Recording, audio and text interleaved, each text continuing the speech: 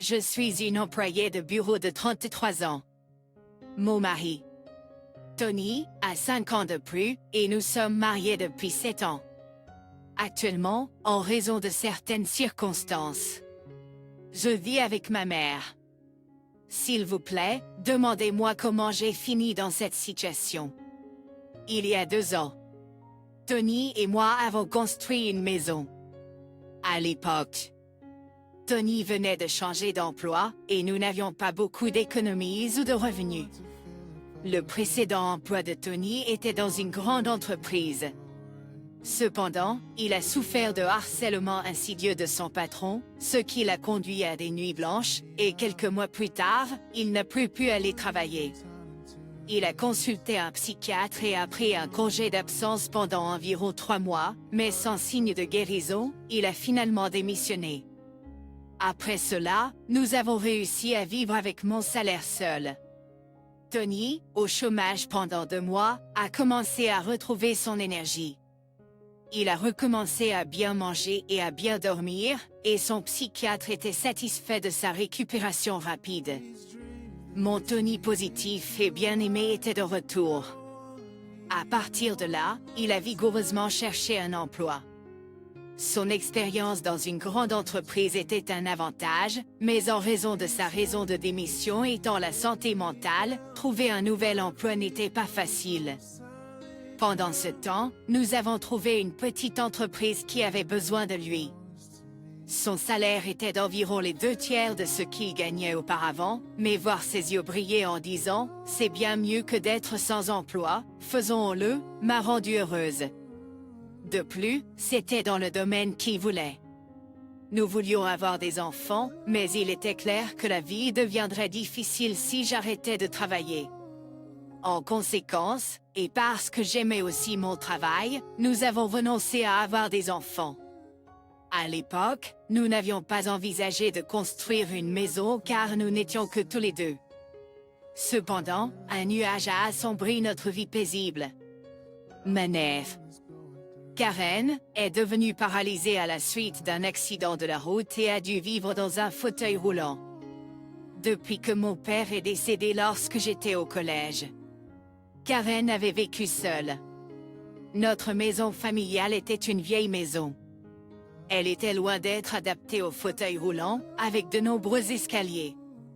Tony a alors suggéré « Je suis inquiet, vivons ensemble ». Karen et moi étions surpris, mais j'aime ce genre de gentillesse inattendue de la part de Tony.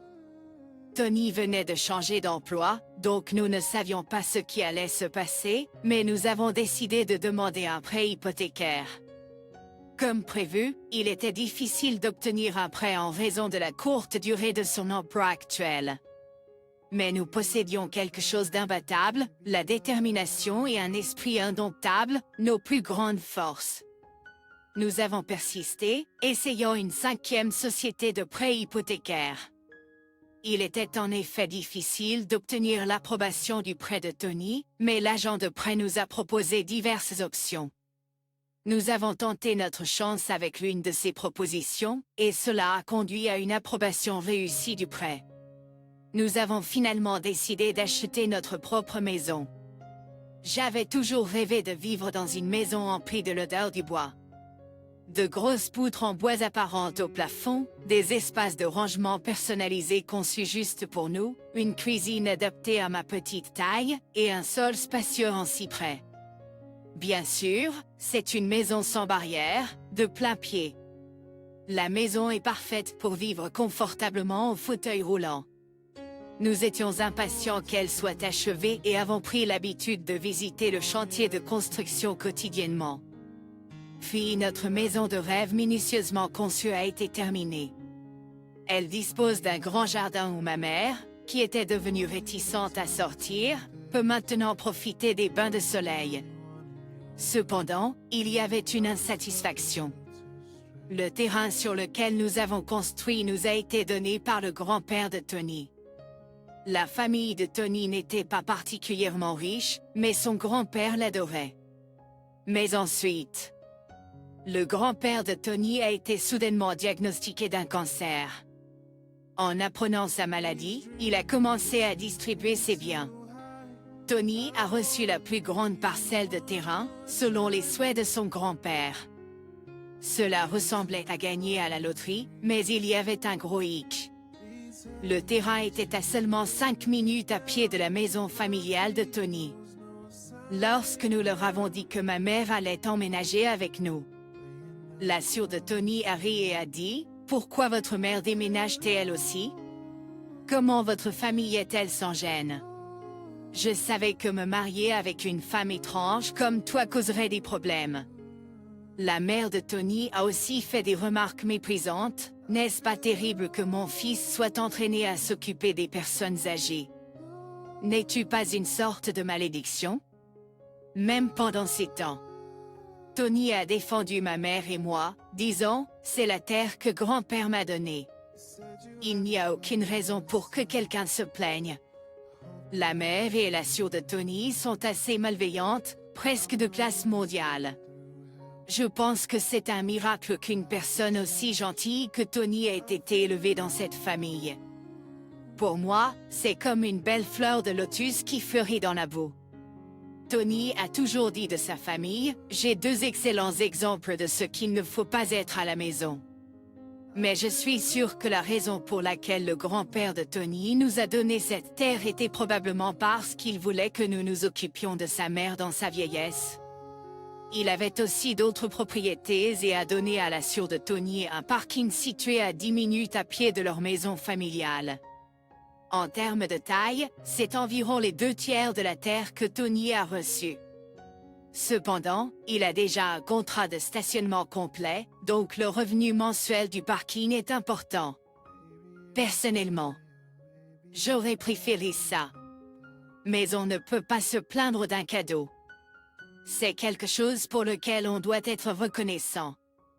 En réalité, grâce à mon Gilles, nous avons pu construire une maison.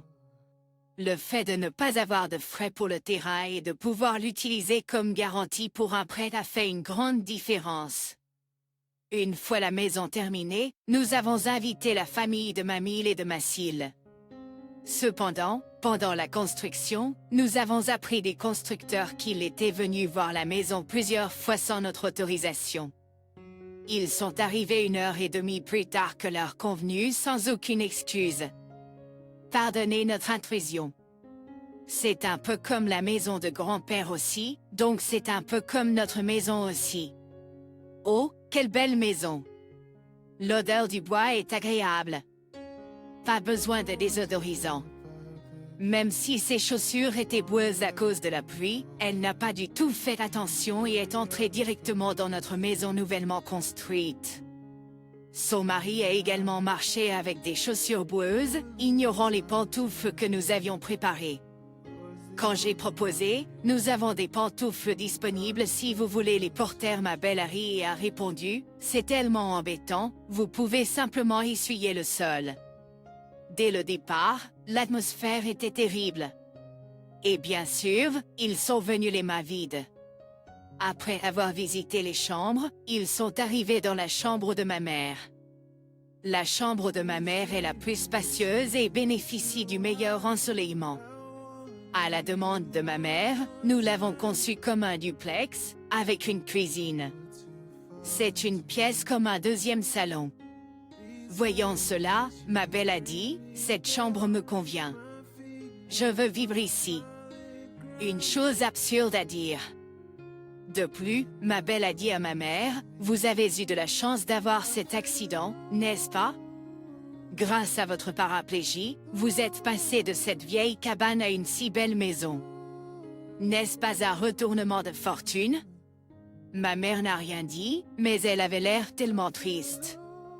À l'intérieur, je bouillonnais de colère. Mais avant que je puisse répondre, Tony a pris la parole. « Qu'as-tu dit? Il y a des choses que tu peux dire et d'autres non aux gens. Cela me fait douter de ton humanité. Je ne veux même pas penser que tu fais partie de ma famille. Tu es le pire. Excuse-toi maintenant » a dit Tony d'un ton ferme. Que cela leur ait semblé amusant ou non, ma belle et Mathilde m'ont regardé avec colère. Puis Massy a confronté Tony avec un regard furieux. Quoi? De quoi s'agit-il? C'est un vrai turn-off. Ce n'est pas cool d'inviter des gens et ensuite les traiter comme ça. Juste parce que vous avez construit une maison ne signifie pas que vous pouvez agir tout puissant. La belle a également participé. Quoi qu'il en soit, mon fils a dérapé parce qu'il s'est retrouvé avec une femme comme toi. Tu es un porte-malheur. Tony n'est pas resté silencieux non plus. Trop c'est trop. Ce désordre a commencé à cause de tes remarques impolies. Tu disais que l'accident était une bonne chose et que tu traitais ma femme de porte-malheur? Je ne te pardonnerai pas pour ça. La belle-mère et la belle-sœur semblaient frustrées par la vive réplique de Tony. Ensuite, ma mère, qui avait observé toute la scène, s'excusa avec un regard plein de regret. Ce n'est pas grave. Je vis avec eux parce que j'ai en fait eu un accident. Et c'est vrai que j'ai pu vivre dans cette belle maison à partir d'une maison délabrée. Ton fils a toujours été gentil avec moi. Merci. Peut-être se sentant coupable, la belle-mère et la belle-sœur partirent en me lançant un regard méchant. Ma mère s'excusa ensuite auprès de Tony. Je suis désolée. J'ai dû contrarier ta mère et ta sœur. Je suis désolée d'avoir gâché l'ambiance lors de la pendaison de crémaillère à cause de moi. Non. C'est à moi de m'excuser. C'est gênant. Il manque vraiment de décence. Je suis vraiment désolé, mais je suis heureux de vivre avec toi. S'il te plaît, comprends cela. À ce moment-là, ma mère commença à pleurer. Comme c'est près de la maison des parents de Tony, les voisins sont tous des gens que nous connaissons. Ils connaissent tout Tony depuis qu'il est enfant, donc ils sont très gentils avec nous. 4 mois se sont écoulés depuis ce désordre. Quand nous commencions enfin à nous habituer à notre nouvelle maison et que ma mère commençait à sourire davantage, un incident est survenu. J'ai reçu un appel de la maison pendant que j'étais au travail. Nous recevons rarement des appels de la maison, alors ça m'a surpris. Mon mauvais pressentiment s'est réalisé. Ma mère, incapable de cacher son agitation, m'a appelé, c'est affreux. Tony s'est effondré au travail. Moi aussi, j'étais agitée par ce ton sérieux. J'ai immédiatement consulté mon patron et je me suis dirigée vers l'hôpital. Enchaînant. J'ai essayé de rester calme en imaginant inconsciemment des scénarios positifs comme « Quand j'arriverai à l'hôpital, il ira bien » et en plaisantant pour garder le moral. Mais quand je suis arrivée à l'hôpital, je n'en croyais pas mes yeux. Mon mari, qui était censé partir travailler joyeusement après avoir pris son petit déjeuner comme d'habitude, nous étions censés avoir un rendez-vous cinéma ce week-end, mais maintenant ce que je vois, c'est lui avec d'innombrables tubes connectés à son corps. J'étais complètement perdue. Le médecin a dit qu'il était dans un état très dangereux. Même s'il survit, nous ne savons pas s'il retrouvera conscience. J'avais l'impression d'être dans un film. Je ne pouvais même pas pleurer. J'ai prié avec ferveur, mais mes prières sont restées sans réponse. Mon mari, Tony, est parti comme ça. Dans mon état de choc, ma mère et ma belle-sœur sont arrivées, comme prévu. Lorsqu'elles ont appris que Tony était décédé, ma belle-sœur m'a demandé agressivement, « Est-ce que tu l'as empoisonné ou quelque chose? Étais-tu après son assurance vie? » À la suite, ma belle-mère m'a aussi acculé, « Les mauvaises choses arrivent toujours quand tu es dans les parages, tout comme ta mère. Tu es vraiment un chat noir. » J'étais tellement triste que je ne pouvais pas parler. À ce moment-là, ma mère est arrivée dans un taxi pour aidant. Elle pleurait devant les circonstances de la mort de Tony. En voyant les larmes de ma mère, j'ai enfin pu pleurer aussi. Alors que nous sanglotions bruyamment, ma belle-mère a dit « Oh, arrêtez. Ne pouvez-vous pas arrêter de simuler des pleurs? » Maintenant que mon fils est parti, je ne veux plus jamais voir vos visages. Ne vous montrez plus devant nous. Et puis elle a quitté l'hôpital. De là, nous avons fait venir un directeur de funérailles pour organiser le programme des funérailles. Nous sommes allés à la maison funéraire. La cause du décès de Tony était une hémorragie arachnoïdienne. Je n'arrive pas à le croire, il allait bien jusqu'au matin. Lorsque j'ai informé ma belle-mère du programme des funérailles, elle a répondu de manière inattendue, « Il a toujours été de votre côté, donc je ne participerai pas aux funérailles. Ma fille ne viendra pas non plus. » De nombreuses personnes de l'entreprise de Tony et ses amis ont assisté à la veillée funèbre. Cependant, ni ma belle-mère, ni ma belle-sœur et son mari n'étaient présents.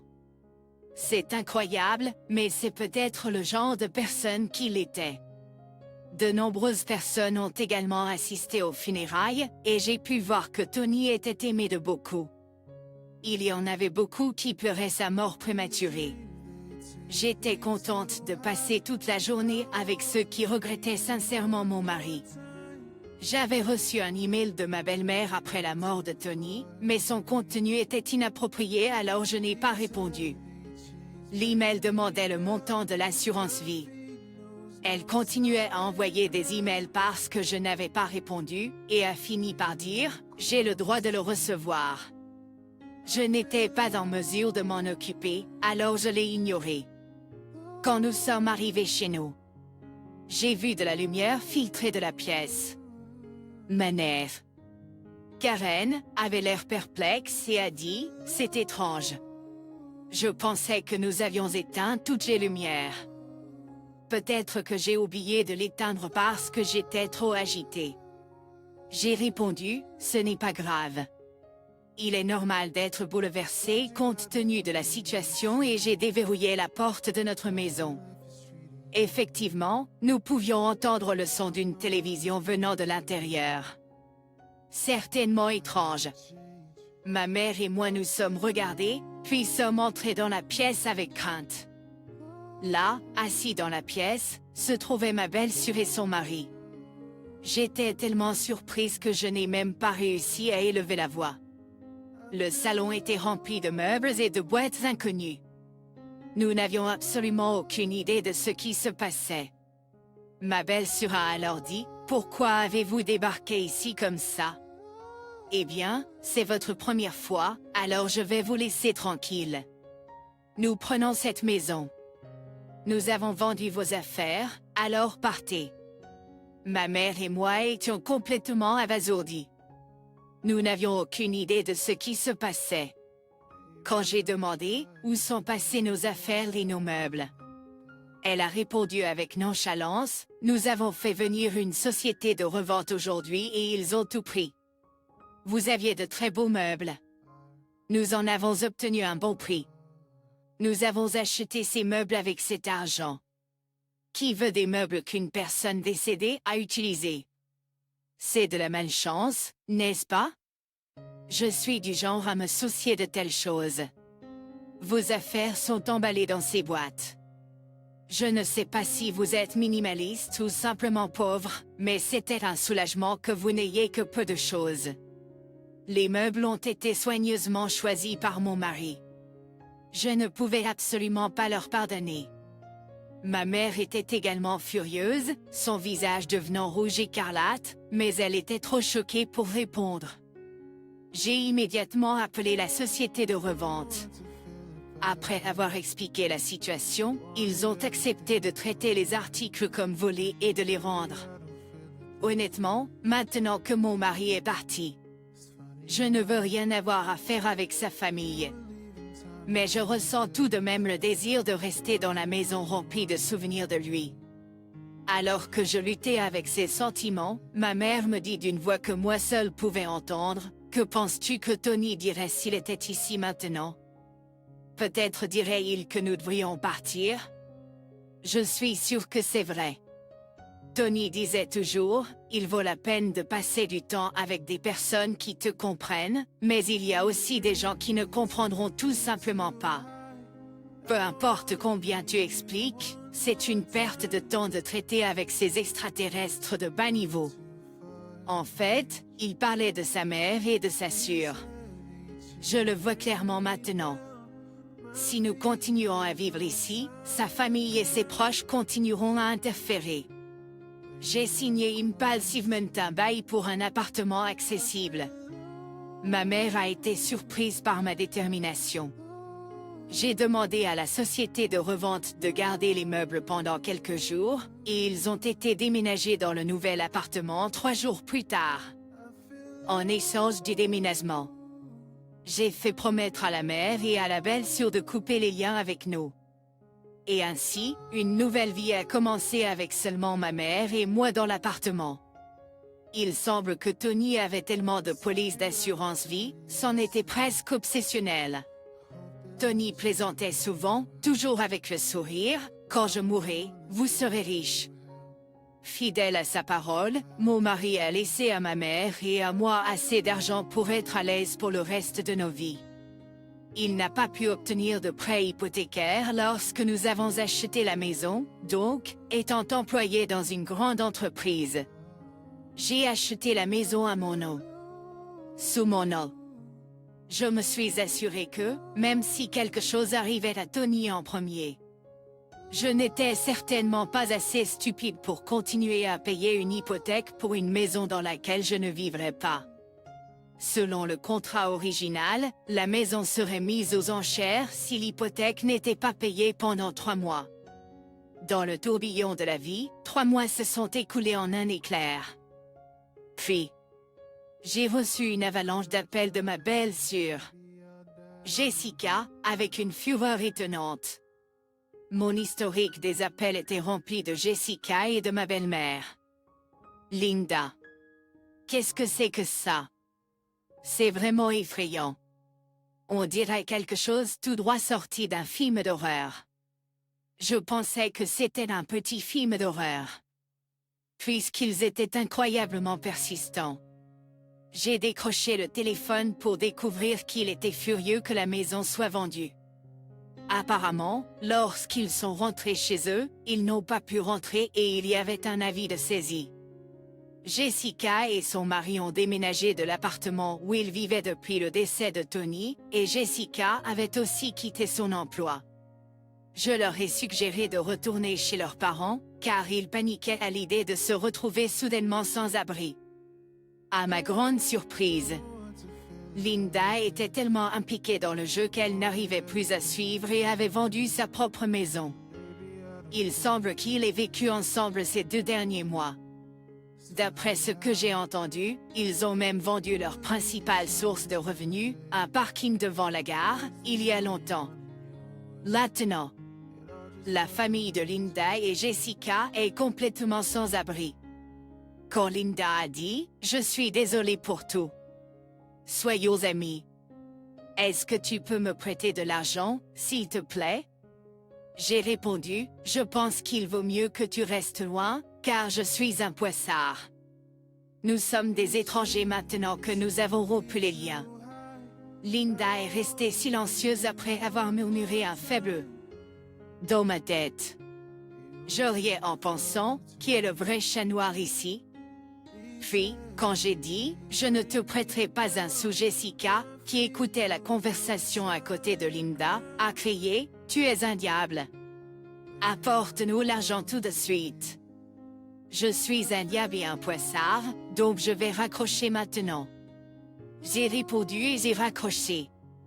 En vérité, j'avais un avocat impliqué depuis 3 mois, poussant pour la vente aux enchères de la maison. Je pensais que c'était un cas inhabituel, mais apparemment ce n'est pas si rare. La maison a été vendue sans aucun problème majeur, offrant à notre famille un moment de répit. Nous avons prévu de trouver une nouvelle maison avec l'argent que Tony nous a laissé. Étant donné que ce n'est que ma mère et moi, nous n'avons pas besoin d'une grande maison. Nous préférons privilégier la sécurité en tant que 2 femmes vivant ensemble. Et donc, j'ai choisi un condominium avec un minimum de bruit. Je me souviens de quelque chose que mon mari disait toujours quand nous avons construit notre maison, les gens peuvent obtenir tout ce qu'ils veulent. Les gens peuvent obtenir de l'énergie du soleil. Alors, créons un endroit où ma belle-mère pourra profiter de son passe-temps de lecture dans le jardin sans se sentir gênée. Avec ces mots, il lui avait fait une course spacieuse. Donc, j'ai cherché un kendo avec un grand balcon où elle pourrait prendre son café et lire. C'est plus petit que notre maison précédente, mais la pièce est assez spacieuse pour accueillir les meubles que mon mari a choisis avec fierté. Le terrain qui nous a été offert par le grand-père de Tony était vaste, et la maison s'est vendue plus cher que prévu. Avec cet argent, j'ai acheté un condominium plutôt luxueux. La sécurité est de premier ordre, alors mon mari inquiet se reposerait sûrement tranquille. Et j'ai entendu des rumeurs sur la famille de mes beaux-parents. Nos anciens voisins étaient inquiets du déménagement soudain de la famille de ma belle-sœur. Ma belle-mère et la famille de ma belle-sœur se sont retrouvés sans abri. Ils ont même essayé d'emprunter de l'argent aux voisins. Finalement, ils n'ont rien pu emprunter et ont fini par vivre dans un logement social après avoir consulté la communauté. Mais ce sont des gens têtus, il semble donc que les ennuis ne finissent jamais. D'après ce que j'ai entendu, ils ont causé une agitation en faisant un barbecue sur leur petit balcon. Leurs actions inconsidérées ont dû choquer les habitants. Et que ce soit par manque d'argent ou simplement par frustration, ils semblent avoir de violentes disputes chaque nuit. Les gens disent qu'ils font tellement de tapage qu'on dirait que des choses sont jetées partout. Le mari de ma belle-sœur est parti il y a longtemps, et maintenant ce n'est qu'elle et Linda qui vivent ensemble. C'est tout le contraire de ma vie paisible avec ma mère, bien que nous soyons tous les deux des ménages de 2 personnes. Il semble que les voisins se regroupent pour essayer de faire expulser cette famille nuisible. Peu importe où vous allez, si vous êtes une nuisance, les gens ne vous accueilleront pas. Ce qui est fait est fait. Je veux juste vivre paisiblement et tranquillement, éloigné de ma famille embarrassante. Je crois que Tony veille sûrement sur nous. Désormais, je prévois de vivre ma vie sans causer de problèmes aux autres et de faire de mon mieux pour vivre non seulement pour moi-même mais aussi pour Tony. Je m'appelle Sharon. Je suis une femme au foyer de 35 ans. Mon mari, Taylor, a le même âge et nous sommes mariés depuis 5 ans. Nous travaillions tous les deux, mais j'ai quitté mon emploi lorsque j'ai donné naissance à notre premier enfant. Nous avons été bénis avec 2 enfants et nous menons une vie heureuse, mais l'entreprise pour laquelle travaillait mon mari a fait faillite. Nous avons reçu des allocations de chômage, mais elles n'étaient pas suffisantes pour couvrir nos dépenses, et nous avons dû utiliser nos économies. Taylor a trouvé un emploi après un certain temps, mais son salaire n'est pas suffisant pour maintenir notre niveau de vie précédent, et nous nous débrouillons à peine. J'ai voulu reprendre le travail, mais j'ai eu du mal à trouver un emploi. Lors des entretiens, ils expriment toujours des inquiétudes quant à l'absence de plan de garde d'enfants de secours en cas d'urgence. Mes parents vivant dans un autre état. Je ne peux pas non plus travailler pendant la période d'adaptation progressive de mes enfants à la crèche. Cela a aussi été un autre problème. La mairie locale m'a dit que je pourrais inscrire mes enfants à la crèche même en cherchant un emploi. Mais une fois que j'ai essayé, j'ai découvert que trouver des places en crèche pour les enfants de moins de 3 ans était beaucoup plus difficile que je ne l'avais prévu. En premier lieu, la priorité est donnée aux personnes qui travaillent déjà, donc en tant que personne sans emploi. Je n'ai même pas pu participer à la première série de candidatures en août. Au moment où j'étais enfin éligible pour postuler dans la 2e série, les classes pour le groupe d'âge de ma fille étaient déjà complètes. Au final, il ne restait aucune place, et je n'ai toujours pas réussi à obtenir de place en crèche. Notre enfant aîné, Gary, a commencé à fréquenter la maternelle cette année. On m'a dit qu'il pouvait rejoindre la classe des 3 ans sans avoir besoin de l'approbation de la mairie. Notre plus jeune enfant est une fille, et elle commencera la maternelle l'année prochaine. Jusqu'à ce moment-là, je prévois de travailler à temps partiel. Un jour, Taylor, qui était au travail, m'a envoyé un texto en disant je passe chez mes parents. Le père de Taylor était décédé tôt et sa sœur aînée, Betty, avait quitté la maison après s'être mariée. Donc, sa mère et sa sœur cadette, Tina, sont les seules à la maison. De temps en temps, elle demande de l'aide à Taylor pour des travaux pénibles, comme déplacer des meubles pour redécorer ou pour porter des choses lourdes depuis le magasin de bricolage. Je pensais qu'elle avait besoin de son aide ce jour-là. Cependant, Taylor, qui rentre habituellement à la maison vers 20h même lorsqu'il passe chez ses parents après le travail, n'est pas rentré aussitôt ce jour-là. Papa est en retard aujourd'hui. Il a promis de jouer au Lego avec moi aujourd'hui. Oui, Gary, pourquoi ne jouons-nous pas tous au Lego ensemble, y compris ta petite sœur? Mina? J'ai donc pris soin des enfants en attendant que Taylor rentre à la maison. Taylor est enfin rentré à la maison après que les enfants se soient endormis. Quand j'ai entendu la porte d'entrée se déverrouiller et que je suis allé le saluer, j'ai vu Betty et Tina avec lui, toutes les deux portant de gros bagages. Ça fait longtemps. Sharon. Nous allons rester ici un moment. Hey Taylor, où devrions-nous ranger nos affaires? Ma belle-sœur, Betty et Tina ont demandé avec nonchalance. J'ai été pris au dépourvu mais je ne pouvais pas les renvoyer à une heure si tardive. Pour l'instant, je les ai laissés entrer dans notre salon. Dès qu'elles ont posé leurs affaires avec un bruit sourd, elles se sont affalées sur le canapé, ont commencé à regarder la télévision et à jouer avec leur téléphone. Elles se détendaient dans mon salon comme si c'était chez elles. J'ai doucement poussé le dos de mon mari Taylor, le poussant dans une autre pièce pour comprendre ce qui se passait. Elle. You didn't tell me Betty and Tina were staying over. Sorry. It all happened so suddenly. Don't just apologize, and you need an explanation of what is going on. Don't just apologize. You need an explanation of what is going on. It is a long story, but it seems Betty had a fight with her husband and went back home, which got our mother mad. Tina tried to mediate, but that only made my mother angrier, and they both got kicked out. He could kind of picture what had happened. My mother-in-law was always stressing about in being jobless, so this incident was probably her last straw. So, this is all because of Betty's quarrel with her husband and your mother has fight with your sisters? On seems cool down. About that. He decided to let Betty and Tina move in with us. They'll be living with us from today. What? You can't just do that without talking to me about first.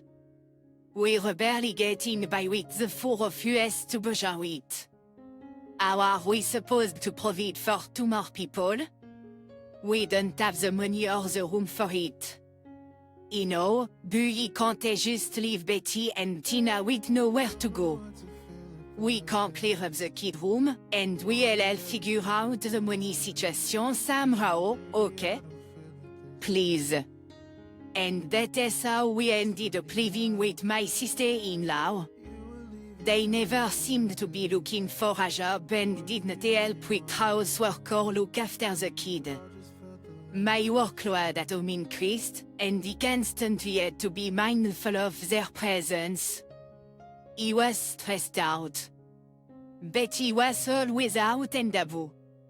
Often she'd return in a bad mood, but occasionally, she'd bring back some goodies. Gary. Je suis de bonne humeur aujourd'hui, alors je t'écris ça. Waouh. J'ai toujours voulu ce sabre laser. Merci. Tante Betty. Mon fils était ravi, mais j'étais en conflit. Betty. Je suis désolée. Nous ne donnons que des jouets en cadeau du Père Noël à Noël et pour les anniversaires. Nous ne pouvons pas accepter de tels cadeaux coûteux. Quel est le problème? Je l'ai gagné en jouant aux machines à sous. Prends-le. Je suis de bonne humeur et je veux que vous vous sentiez tous de la même manière. Tu es vraiment pénible. D'après ce que j'ai appris de Taylor, Betty passe la plupart de son temps dans les salles de jeu. Son jeu était la raison de ses disputes avec son mari et, par extension, ma belle-mère. Peut-être à cause de l'influence de Betty, elle donnait des jouets et des bonbons sur un coup de tête ou s'emportait quand elle était de mauvaise humeur. Mon fils semblait devenir plus égoïste. J'avais peur que Betty influence négativement mon fils et ma fille. D'un autre côté, Tina, qui est sans emploi, prétend être une aspirante youtubeuse. Tina, ma belle-sœur, est toujours bruyante, chantant et dansant sans se soucier de nos voisins. Et Tina, ce n'est pas comme chez ta mère où tu vivais avant. Nous vivons dans un appartement. Peux-tu arrêter tout ce bruit, s'il te plaît? Plat? Est-ce que quelqu'un s'est plaint? Pas encore, mais nous pourrions recevoir des plaintes n'importe quel jour. Nous devons être attentifs aux autres ici. Pourquoi devrais-je arrêter quand personne ne se plaint? Je suis une artiste en herbe, donc j'ai besoin de pratiquer et de diffuser. Les pleurs de Gary et Mina sont beaucoup plus ennuyeux. Tu devrais faire quelque chose à ce sujet au lieu de venir vers moi. Peu importe combien je la préviens, elle n'écoute jamais. Bientôt, nous avons commencé à recevoir des plaintes des voisins comme « Arrêtez de diffuser de la musique forte, ne chantez pas la nuit » et nous comprenons que les enfants font du bruit, mais nous aimerions que les adultes restent calmes. Tina était bruyante aujourd'hui aussi. J'ai frappé à sa porte, mais elle n'a pas répondu. N'ayant d'autre choix, j'ai ouvert la porte. Tina, je t'ai déjà dit d'arrêter de faire du bruit. J'ai reçu des plaintes de nos voisins maintenant. Puis Tina m'a lancé un regard furieux. Comment oses-tu m'interrompre pendant que je diffuse? Mais, Tina, Ne m'appelle pas par mon nom. Laisse-moi tranquille. ma fille Mina, surprise par les cris de Tina, s'est mise à pleurer. Aïe. Vous êtes les brillants ici. Faites la terre, s'il vous plaît. Tout ce que je pouvais faire était d'essayer de calmer ma fille qui sanglotait. Même si c'est à moi de m'excuser pour les plaintes. Tina ne change ni son comportement ni ne montre le moindre signe de remords, me laissant à bout de ressources. Quand Mina s'est enfin endormie après avoir pleuré, l'interphone a sonné. J'ai ouvert la porte, redoutant une autre plainte, mais cette fois c'était un facteur. Le colis, qui semblait provenir d'une boutique en ligne dont je n'avais jamais entendu parler, était pour Tina. Bien que je n'ai pas pu l'ouvrir. J'étais curieux de ce qu'elle avait acheté. Il s'est avéré être d'une marque chère. La robe féminine que Tina porte souvent semble être de la même marque. Bien que je ne puisse pas me permettre grand-chose pour moi-même. J'ai eu mal à découvrir que ma belle-sœur sans emploi dépensait une fortune en vêtements. Si ma belle-sœur continuait à dépenser comme ça, il n'y a aucun moyen pour nous de joindre les deux bouts. Puisque mon mari, Taylor, est celui qui donne l'argent. Je me suis inquiétée et j'ai décidé de lui parler. Ne pensez-vous pas que Betty et Tina dépensent trop? Jouer et acheter des robes chères, d'où vient tout cet argent? Elles n'empruntent pas à des endroits louches comme des usurieuses, n'est-ce pas? Ne t'inquiète pas, ne t'inquiète pas. Elle n'emprunte pas d'argent à de tels endroits, et je peux gérer nos finances. Arrête de t'inquiéter. Taylor a insisté que tout allait bien et semblait arranger de l'argent de quelque part. Pour être honnête, j'espérais que ma belle-sœur retournerait bientôt chez leurs parents, mais je ne l'ai pas fait pendant la situation pour l'instant. Et donc, un jour, environ un mois après avoir commencé à vivre avec ma belle-sœur, j'ai reçu un texto d'une amie du lycée qu'elle avait eu un bébé, et j'ai décidé de lui offrir de l'argent de mes économies personnelles. avant de me marier. Je vivais chez mes parents et j'avais réussi à épargner environ 4 millions de dollars, y compris mes primes, que j'avais initialement l'intention d'utiliser pour mon mariage. Cependant, ma mère m'a dit, ne pas utiliser l'argent que tu as économisé avant de te marier. Il est important d'en avoir en cas d'urgence. Il est important d'en avoir en cas d'urgence, alors je l'ai laissé intact. Bien que je l'économisais pour construire notre propre maison dans le futur. Je voulais dépenser de l'argent pour la célébration de mon ami. Même si nous avions des difficultés financières. Je ne pouvais pas simplement ne rien lui offrir, alors j'ai décidé de retirer une petite somme de mes économies. Mais je n'ai pas pu trouver ma carte de débit, que je pensais avoir gardée en sécurité avec moi. Pendant un moment. J'ai pensé qu'elle avait peut-être été volée, mais mon carnet de chèques et mon cachet sont toujours là, alors il ne semblait pas qu'un voleur ait traversé notre place. J'ai pensé l'avoir égarée moi-même, alors j'ai décidé de chercher ma carte de débit plus tard et, en attendant, d'aller au distributeur automatique le plus proche et de retirer de l'argent avec mon carnet de chèques. Lorsque vous effectuez un retrait avec le carnet de chèques, il l'enregistre automatiquement, mais le carnet de chèques n'est pas sorti pendant un certain temps et il a continué à imprimer quelque chose. Alors que le bruit de la machine continuait. J'ai commencé à avoir un mauvais pressentiment. Enfin, l'enregistrement s'est terminé, et comme je le soupçonnais, mon solde avait diminué et il ne restait plus qu'environ la moitié du montant initial. Lorsque j'ai vérifié l'historique des retraits, j'ai pu voir que l'argent avait été retiré plusieurs fois après l'arrivée de ma belle-sœur. En voyant cela, j'étais sûre que c'était l'œuvre de mon mari Taylor. Puisque l'argent était initialement destiné à notre fonds de mariage, bien sûr Taylor connaissait mes économies. J'avais le même NIP pour tous mes comptes bancaires, et il y a eu un moment où j'ai dit à Taylor le NIP pour qu'il puisse retirer de l'argent d'un autre compte bancaire peu de temps après avoir accouché de mon enfant. Je suppose qu'il a dû se souvenir du NIP que je lui avais dit à ce moment-là. J'ai atteint ma limite quand j'ai découvert que Taylor couvrait les dépenses de subsistance de ma belle-sœur avec mes économies et j'ai décidé de consulter un avocat. L'avocat m'a dit, il est difficile d'engager des poursuites judiciaires car le vol entre proches est exempté. Cependant, toutes les économies avant le mariage sont des biens personnels, donc vous pouvez récupérer les économies épuisées séparément de la division des biens et de la pension alimentaire lorsque vous divorcerez. Il a dit que la banque pourrait suspendre ma carte de débit, alors je les ai appelés, et ils ont été très serviables et l'ont immédiatement arrêté. J'ai dit à mes parents que je ne pouvais pas continuer avec Taylor et que j'étais ferme dans ma décision de divorcer. Mes parents semblaient incrédules de ce que Taylor et ses sœurs avaient fait. Même ainsi, ils ont dit, si tu divorces et reviens, nous t'accueillerons toujours, ce que j'ai trouvé très rassurant. Ensuite, j'ai appelé la famille de Taylor. J'ai des problèmes parce que Tina et Betty sont venues chez moi, et avec Taylor, elles font ce qu'elles veulent. Je reçois des plaintes des voisins au sujet des répétitions du groupe de Tina, et cela affecte négativement mes enfants. Même si nous avons des difficultés financières. Taylor donne de l'argent à Betty et Tina, et j'ai découvert qu'elle utilisait mes économies personnelles d'avant mon mariage. En entendant mes paroles, la mère de Taylor a soupiré profondément. Après ne pas avoir eu de leurs nouvelles pendant un certain temps.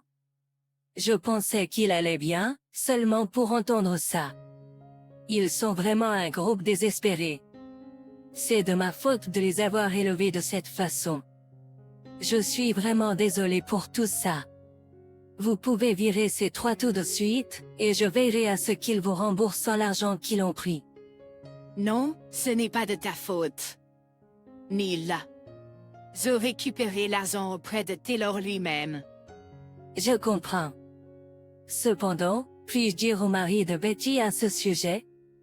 Apparemment, ils ont eu une dispute à cause de l'habitude de jeu de Betty, c'est pourquoi elle est revenue vivre avec moi. Et maintenant son mari ne cesse de me contacter. Acceptant la suggestion de ma belle-mère, elle a informé le mari de Betty de sa situation et de sa situation. Le mari de Betty a ensuite voulu entendre l'histoire directement de moi, donc nous avons organisé un appel téléphonique pendant sa pause. Je suis vraiment désolé pour les ennuis que ma femme vous a causés. Je ne sais pas comment m'excuser. Au début de l'appel, le mari de Betty m'a présenté ses excuses. Selon lui, Betty avait commencé à aller au casino avec ses amis et était devenue accro après avoir gagné gros avec sa chance de débutante. Au début, il avait espéré qu'elle perdrait de l'intérêt et arrêterait, mais au lieu de cela, elle a commencé à puiser dans leurs dépenses courantes lorsqu'elle a épuisé ses propres économies. Cela a provoqué une dispute et elle est retournée chez ses parents. Et maintenant, il a découvert qu'elle avait aussi pris mon argent. Il était vraiment déçu par ma belle-sœur. Ainsi, ma belle-mère et le mari de Betty sont venus me soutenir. Il aurait été préférable qu'il soit présent lors de la discussion, mais comme j'avais déjà bloqué ma carte de débit, il ne restait plus qu'à attendre que mon mari le découvre. En conséquence, j'ai décidé de lui parler ce soir-là, après que les enfants soient allés se coucher. Je suis allée voir mon mari qui regardait la télévision dans le salon. J'ai besoin de te parler. Salut, qu'est-ce qui se passe maintenant? Est-ce à propos de mes sûrs encore une fois? Au lieu de répondre, j'ai mis le livret de ma banque de mes économies d'avant le mariage sur la table. J'allais envoyer un cadeau à mon ami, mais j'ai remarqué que ma carte de débit a disparu. Tu sais quelque chose à ce sujet? Est-ce que tu m'accuses d'avoir volé ta carte? En disant cela, mon mari avait l'air coupable. En voyant cela, j'étais certaine qu'il était le coupable. Regarde. Le montant de mes économies diminue depuis le jour où tu as amené Betty et Tina ici. On dirait que vous les avez utilisées. Qu'est-ce qui se passe? C'est toi qui les as prises sans me consulter, n'est-ce pas? Tu as dit que tu couvriras leurs dépenses par toi-même, n'est-ce pas? En réponse, mon mari a répliqué. Et, c'est juste emprunter de l'argent de notre compte commun, non? Nous sommes une famille, donc nous sommes censés nous entraider. Je suis déçue que tu sois si sans cœur. Si tu veux te disputer, divorçons. J'attendais que tu dises ça. Hein? Il se peut que ce ne soit pas un crime de voler de l'argent au sein d'une famille ou d'un couple marié, mais c'est une autre histoire si nous divorçons. L'argent que vous dépensez provient de mon compte d'épargne personnel, pas de notre compte commun. Puisque nous divorçons, je te ferai rembourser le montant que vous avez dépensé.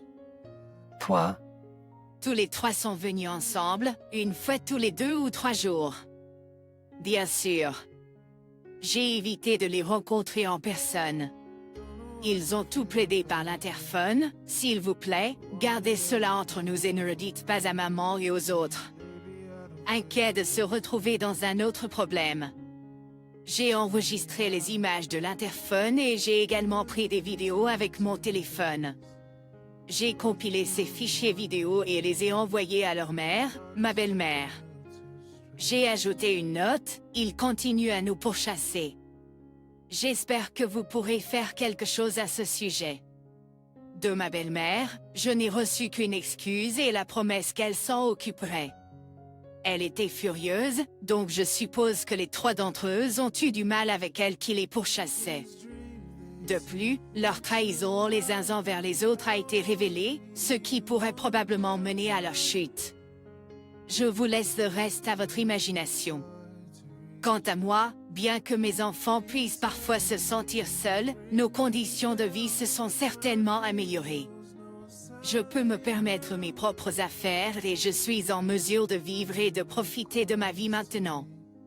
Mes enfants sont émotionnellement plus stables que lorsque nous vivions avec mon ex-mari et ses frères et sœurs, Donc je suis contente d'avoir divorcé. Désormais, je continuerai à chérir cette vie paisible que j'ai maintenant. Elle est en contact avec la spiritualité et ses paroles l'ont fait trembler. Puis mon mari s'est enfui. Tante Rachel, es-tu sûre de cette maison? Quelques jours après m'être mariée et avoir emménagé dans notre nouveau lieu, j'ai invité ma nièce bien-aimée et sa mère, ma sœur. Puis ma nièce a dit quelque chose qui nous a rendus mal à l'aise. Et maintenant, les enfants ne devraient pas embêter les adultes. Réprimandé par mon mari, qui a tendance à s'inquiéter très rapidement. Mais il y avait une autre raison pour laquelle il paniquait. Je m'appelle Rachel. Je suis une pharmacienne de 30 ans. Je m'occupe souvent de ma nièce qui vit à proximité et elle s'est beaucoup attachée à moi. Elle est la plus mignonne et je finis par la gâter. Chaque fois que ma sœur la prend, elle se plaint. Je sais que c'est moi qui t'ai demandé de t'occuper d'elle, mais tu la gâtes trop. Bien sûr, à chaque fois qu'elle la dépose, elle prévient, n'oublie pas, on ne peut pas gâter un enfant en l'élevant. Mais, je plaisante en répondant, disant que l'éducation est la responsabilité d'une mère. C'est ainsi que les choses se passent tous les jours dans ma vie. Ma sœur est infirmière, donc elle est occupée la plupart du temps. Elle travaille dans un service hospitalier bien rémunéré et fait aussi des quarts de nuit. D'un autre côté, en tant que pharmacienne travaillant dans une pharmacie, j'ai des horaires fixes et pas de quarts de nuit. Je suis libre les jours sans consultations externes et je n'ai pas à être appelée lorsque la clinique est sous effectif.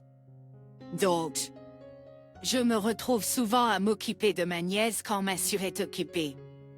Cela pourrait être parce qu'elle est consciente de sa situation, mais comparée aux enfants de son âge, elle est très calme et obéissante. On dit que les filles grandissent plus vite que les garçons, mais dans son cas, je pense que son environnement familial est la principale raison. J'ai passé du temps avec elle pour m'assurer qu'elle ne se sente pas seule, mais maintenant elle me tient sous sa coupe. C'est une enfant calme qui ne cherche pas beaucoup d'attention, mais elle a cette capacité que les autres ont du mal à comprendre. Par exemple, quand je lui dis « Le parc était vide aujourd'hui, n'est-ce pas? Le temps a passé vite.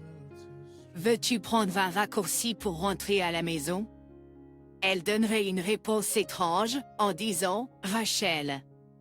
Tata, nous ne devrions pas y aller par là. Il y a quelque chose de mal. Prenons le long chemin. » Et des choses comme ça arrivent souvent. Quel mauvais truc. J'ai entendu dire que les enfants ont des sens plus développés qui leur permettent de voir et entendre des choses que nous ne pouvons pas ressentir, mais est-ce vrai? Pour être honnête, je n'y crois pas complètement.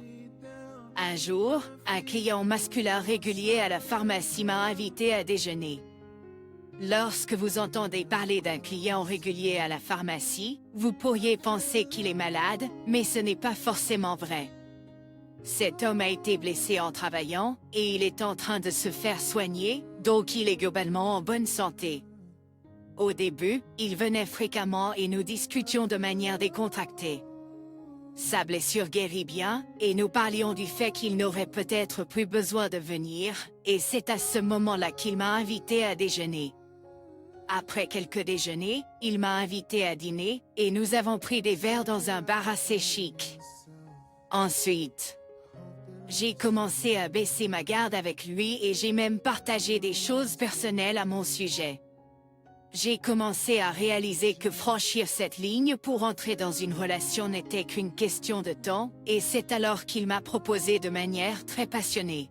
« Je veux me marier avec toi tout de suite. Je ne peux pas imaginer ma vie sans toi. Rachel. » L'entendre dire cela m'a rendue heureuse. J'ai été submergée par la réalisation qu'il avait besoin de moi dans sa vie, et je n'ai trouvé aucune raison de le rejeter, alors j'ai accepté sa proposition comme si j'étais attirée par elle. Ensuite, à ma grande surprise, il est venu me chercher devant tout le monde, riant comme un enfant. J'ai trouvé ce côté de lui charmant. De plus, il a suggéré, organisons une cérémonie juste pour nous deux, tout de suite. Il a mentionné qu'il connaissait quelqu'un dans l'industrie nuptiale qui pourrait organiser et accorder la priorité à notre cérémonie de mariage. Même si j'étais ravie. Je voulais toujours que notre union soit bénie par nos proches lors de notre cérémonie, alors j'ai refusé cette suggestion. Son visage déçu a vraiment fait mal à mon cœur. Mais je voulais que notre union soit bénie par les autres plus que tout, alors j'ai choisi de rester sur ma décision. Même s'il semblait déçu, il a respecté mes sentiments et a retiré assez facilement sa suggestion. C'est aussi une chose que j'ai aimée chez lui. Le jour suivant, qui a été le plus heureux de ma vie. J'ai partagé la nouvelle de nos fiançailles avec ma grande sœur avant qu'elle ne parte travailler. Voir sa joie comme si c'était la sienne m'a soulagé de ne pas avoir à précipiter notre cérémonie à ce moment-là. Alors que je me remémorais avec bonheur les événements d'hier, il m'a envoyé un texto disant qu'il voulait me voir. Quand nous avons commencé à sortir ensemble, je me souviens qu'il m'a dit qu'il avait une petite sœur. Cependant, j'ai été surpris d'apprendre pour la première fois que sa sœur était hospitalisée en ce moment.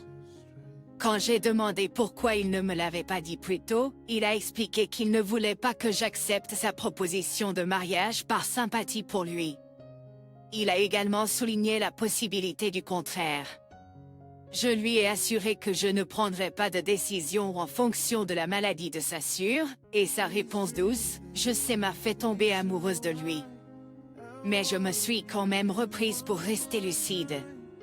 Il m'a montré une photo de sa sœur et m'a dit, quand je lui ai parlé de toi. Rachel, elle a dit qu'elle avait hâte de pouvoir t'appeler grande sœur. Je voulais réaliser le vœu de ma sœur le plus rapidement possible. Quand il m'a pris la main et a dit, devenons bientôt une famille, j'ai de nouveau été émue. Mais même si nous ne sommes pas encore mariés, je n'étais pas contre l'idée d'être appelée grande sœur par sa jeune sœur.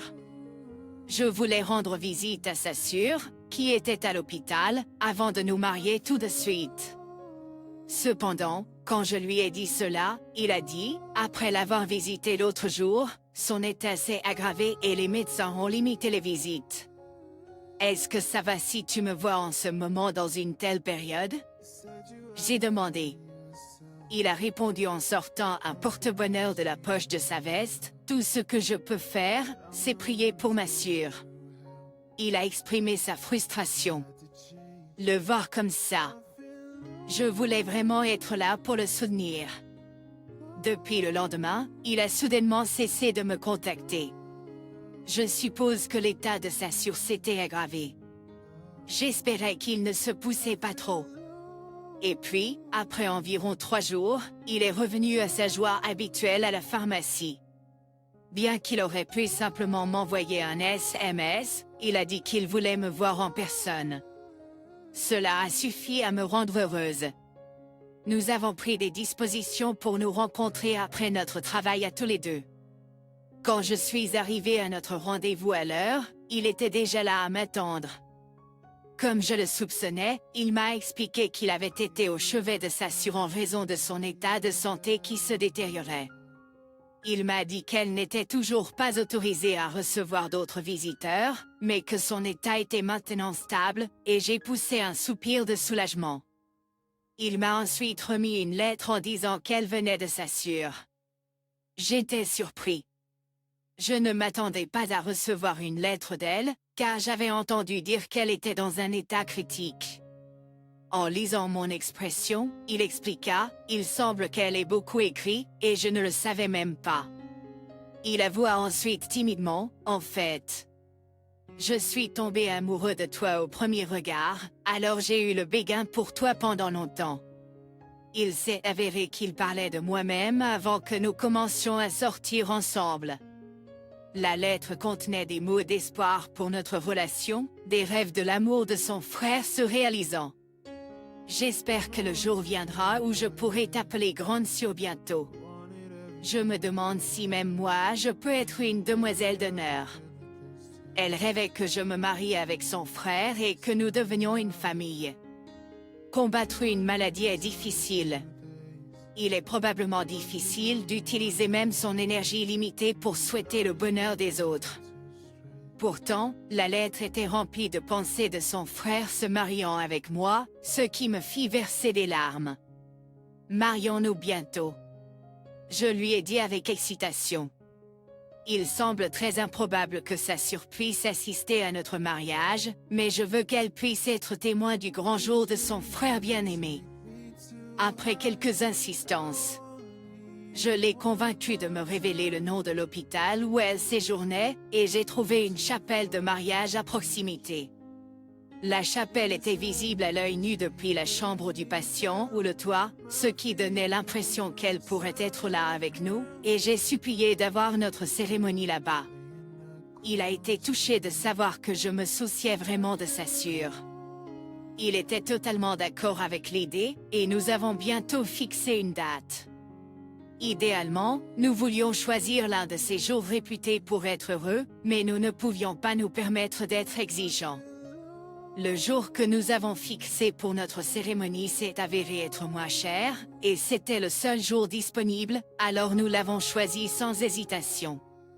Alors que les préparatifs étaient activement en cours, il a fait une suggestion. Il a demandé si nous pouvions attendre un peu plus longtemps pour remettre notre certificat de mariage. L'état de santé de Sassure s'était aggravé, et elle devait subir une opération dès que possible. Il semblait que la facture médicale allait être plus élevée que prévu, et cela affectait même notre budget de mariage. Pour ma part, il ne me semblait pas correct de célébrer un mariage dans de telles circonstances non plus.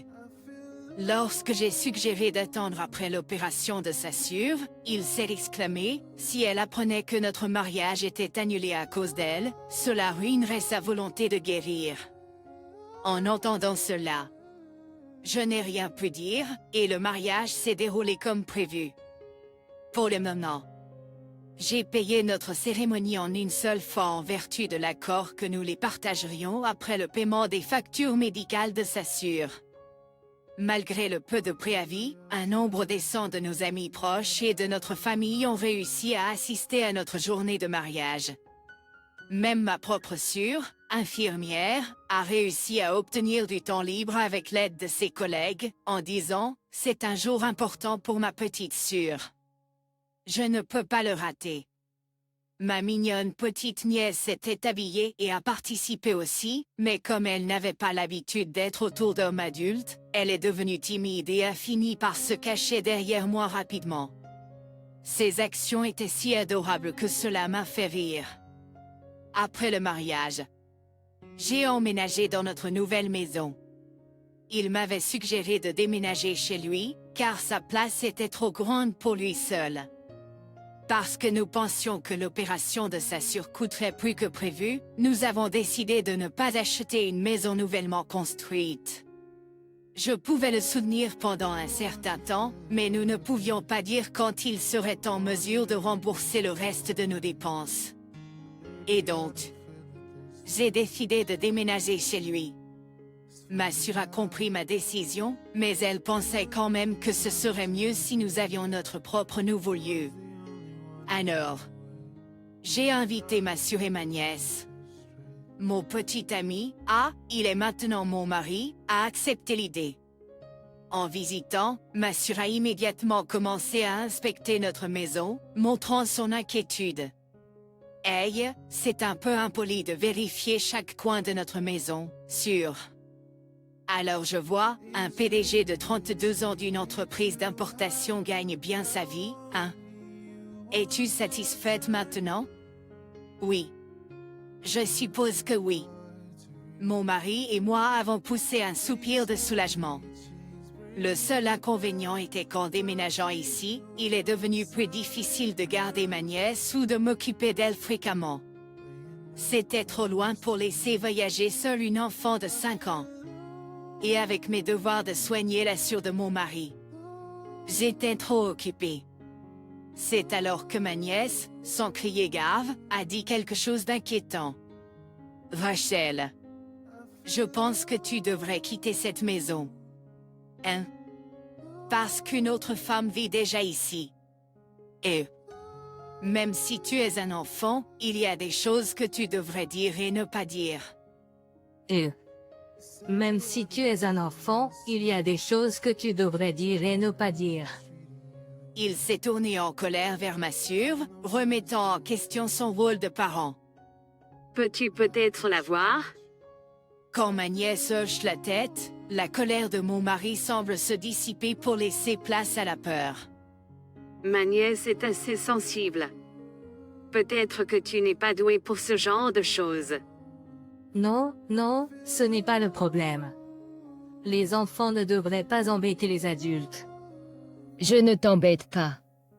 C'est quelqu'un que tu connais très bien. Une femme aux cheveux noirs toujours attachée. Yeux étroits, légèrement en surpoids, avec un grain de beauté près de ses yeux. Il a clairement peur, mais il semble y avoir quelque chose de plus.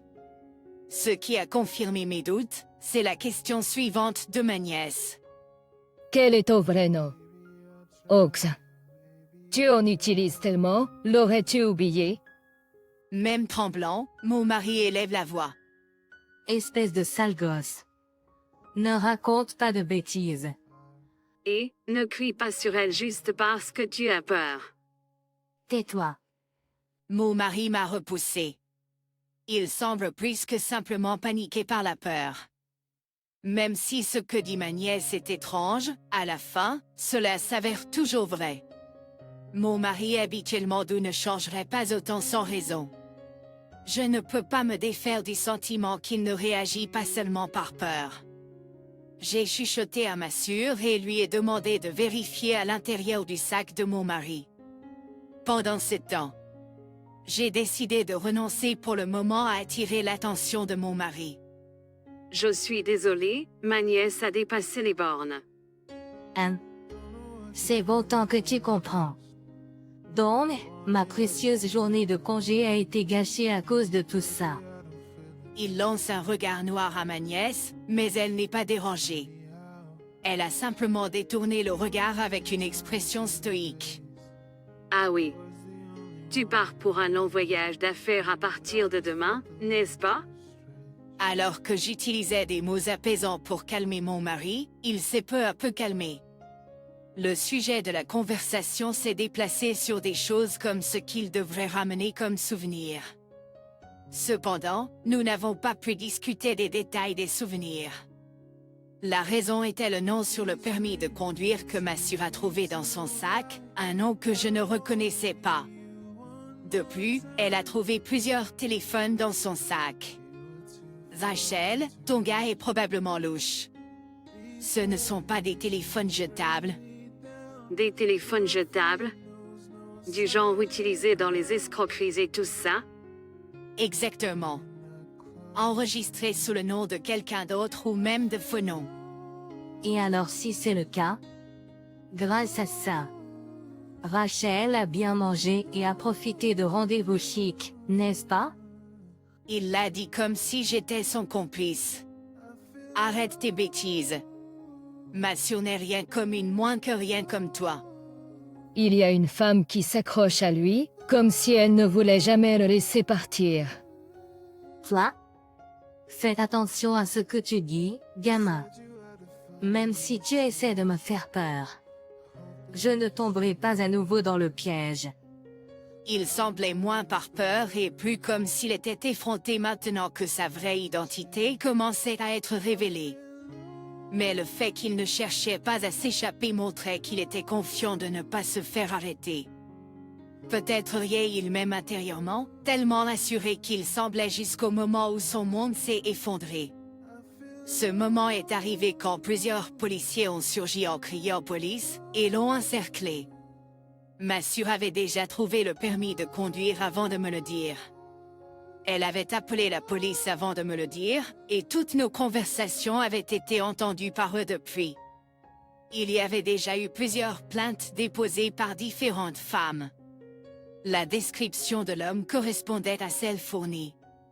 La police était impatiente de l'attraper en flagrant délit si possible, et la situation était idéale. Massure ne voulait pas les laisser s'échapper et voulait me protéger.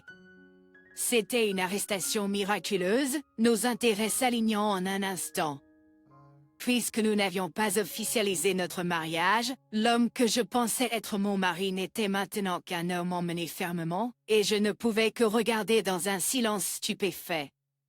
Plus tard, pendant l'interrogatoire de police, il semblait se résigner, ou peut-être calculait-il que avouer allégerait sa peine. Sans causer davantage de problèmes à la police, il parlait étonnamment honnêtement. Il semblait avoir l'intention de commettre une fraude au mariage contre moi et de m'épuiser financièrement. C'était probablement pour les frais médicaux de sa sœur qui n'existaient pas. Il avait également avoué avoir tué une femme avec qui il avait précédemment eu une relation lors d'une dispute. La dispute portait sur le fait que sa vraie identité avait été révélée et sa menace de le dénoncer à la police. Bien qu'il ait été effrayé lorsque ma nièce a parlé, il ne semblait pas la croire complètement, donc je pouvais comprendre pourquoi il a avoué cela aussi. J'ai appris tout cela de la police. La nuit où il a été emmené, il s'est réveillé dans la cellule, étouffant avec de longs cheveux entrelacés autour de son cou. Il a avoué ses méfaits, craignant d'être maudit sinon. Lorsque je lui ai demandé « Est-ce vrai pour les cheveux ?» il a ri et a dit « Bien sûr que non ». Il a insisté sur le fait qu'il avait des marques de doigts autour de son cou, mais apparemment, il était le seul à pouvoir les voir. Il semble que certaines personnes, lorsqu'elles ont commis un crime, ne peuvent parfois pas supporter la culpabilité et recourent à l'évasion. Pourtant, ce souvenir de l'image de la femme que ma nièce avait décrite m'a glacé le sang. Au fur et à mesure de l'enquête, selon le témoignage de l'homme, le squelette d'une femme a été découvert dans les bois. Cela a fait la une des journaux, et lorsque la photo de la femme a été diffusée, c'était exactement comme ma nièce l'avait décrit. Ma sœur et moi étions remplis d'une peur renouvelée. Les activités frauduleuses de l'homme ont également été rapportées dans les journaux, et d'autres victimes ont commencé à se manifester. Il semble que sa liste de crimes ne fasse que s'allonger. L'homme a été condamné à une peine sévère derrière les barreaux. À l'intérieur, on dit qu'il est terrifié par l'esprit de la femme chaque jour. J'étais simplement stupéfaite de mon manque de jugement, ayant autrefois décidé d'épouser un tel homme. Le procès pour l'incident dont j'ai été victime est terminé, et je suis enfin libre de tout. Cependant, j'en ai assez du mariage. Je suis retournée près de la maison de ma sœur, donc je m'occupe toujours de ma nièce. Aujourd'hui, alors que je déposais ma nièce chez ma sœur, je me suis ouverte à ma sœur sur mes hésitations envers le mariage et l'amour. Elle a dit, « Tu dis ça maintenant. On ne sait jamais où ou quand on rencontrera quelqu'un. Comme, tu pourrais tomber amoureuse après être partie d'ici aujourd'hui. » Elle ne le prend pas au sérieux. Et le temps a passé, et l'été est arrivé. Chaque année, c'est à moi de mener ma nièce au festival d'été local. Cette année, alors que je marchais main dans la main avec elle, vêtue de sa nouvelle robe d'été, un homme marchant devant nous a laissé tomber son portefeuille. Je l'ai ramassé et j'ai essayé de lui crier, mais il semblait que ma voix ne l'atteignait pas à cause du bruit environnant. J'ai pris ma nièce dans mes bras et j'ai couru pour le rattraper, lui rendant son objet perdu. Il m'a remercié et a proposé de nous offrir quelque chose. Cela a créé un lien entre nous. En fin de compte, nous avons passé un moment formidable à la foire ce jour-là. Tu as de la chance. Rachel. Tu as été liée à cet homme avant même ta naissance. Toi? Et, que dis-tu? Oh mon Dieu! Je rougis profondément à ces paroles, ce qui semblait aussi le faire rougir. On ne sait jamais où l'amour va te trouver. Les mots de ma sœur ont surgi dans mon esprit. Alors que les feux d'artifice illuminaient le ciel nocturne, j'avais le sentiment qu'une nouvelle romance se profilait à l'horizon. Chéris-tu vraiment ta famille? Ne les tiens-tu pas pour acquis juste parce qu'ils sont toujours là? Ce que je m'apprête à partager est ma propre expérience vécue. Je suis Donna Hernandez, 45 ans. Je veux partager une histoire de l'époque de ma vie où j'ai le plus profondément réfléchi sur la dynamique familiale, sur ce à quoi ressemble une famille saine. Cela nous ramène à environ 15 ans, lorsque je travaillais en tant qu'éditrice de magazine. Ma vie était entièrement consacrée au travail. Dans le domaine de l'édition, il y a à peine de temps pour les rendez-vous amoureux. Malgré cela, tout le monde essayait de profiter au maximum de leur précieuse trentaine, en se ménageant du temps pour des rendez-vous arrangés et d'autres sorties. C'était une époque un peu plus détendue, aussi en termes de sécurité, donc se retrouver avec son rendez-vous entre deux travaux était assez courant. Cependant, je n'étais pas douée pour me ménager du temps pour moi-même ou pour les loisirs. Le travail a toujours été ma priorité, et les rendez-vous ont toujours fini par être relégués en bas de ma liste. Cela a fait de moi une mauvaise partenaire. La personne qui a continué à s'intéresser à moi, malgré tout cela, était mon cher et compréhensif mari, Steven. Il était éditeur dans la même entreprise. Nous travaillions pour des magazines différents et n'interagissions jamais directement. Mais nous finissions souvent tard, donc nous nous croisions assez souvent dans le même ascenseur après le travail. Cela a servi de pont entre nous. Tous les deux étions fiers de notre travail et ne voulions pas que les rendez-vous interfèrent, donc nous étions assez semblables à cet égard. Parfois, nous discutions même passionnément de l'avenir des magazines en tant que camarades de combat. En raison de la nature résolument non romantique de notre relation, il nous a fallu un certain temps pour devenir un couple. Maintenant que nous sommes mariés, cependant, personne ne me comprend mieux que lui. C'est mon partenaire inestimable. C'est mon partenaire inestimable. Mon mari a été celui qui a suggéré de répartir les tâches ménagères pour que nous puissions continuer à travailler efficacement.